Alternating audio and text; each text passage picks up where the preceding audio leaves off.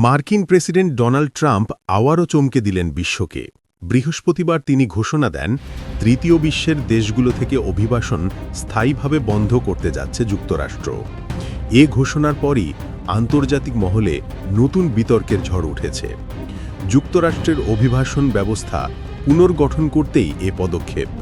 Reuters জানায়, তিনি নন সিটিজেনদের জন্য সব ধরনের ফেডারেল সুবিধা, ভর্তুকি ও সহায়তা বন্ধ করে দেওয়ারও কথা বলেছেন। ট্রাম্প আরও বলেন, দেশের অভ্যন্তরীণ শান্তির জন্য হুমকি হয়ে উঠতে পারে এমন অভিবাসীরা আর কখনোই মার্কিন নাগরিকত্ব পাবে না। পাশাপাশি নিরাপত্তা ঝুঁকি তৈরি করে এমন বা পশ্চিমা সভ্যতার সাথে সামঞ্জস্যহীন যে কোনো বিদেশি নাগরিককে নির্বাসিত করা হবে। হোয়াইট হাউসের কাছে অতর্কিত সন্ত্রাসী হামলায় ন্যাশনাল গার্ডের এক সদস্য নিহত হওয়ার ঠিক কয়েক ঘণ্টা পরই ট্রাম্প এ ঘোষণা দেন। তদন্তে দাবি করা হয়, হামলাকারী ছিলেন এক আফগান নাগরিক। ফলে অভিবাসন বিষয়ে ট্রাম্প প্রশাসনের আরও কঠোর হওয়া নিয়ে বিতর্ক ছড়িয়ে পড়েছে বিশ্বজুড়ে।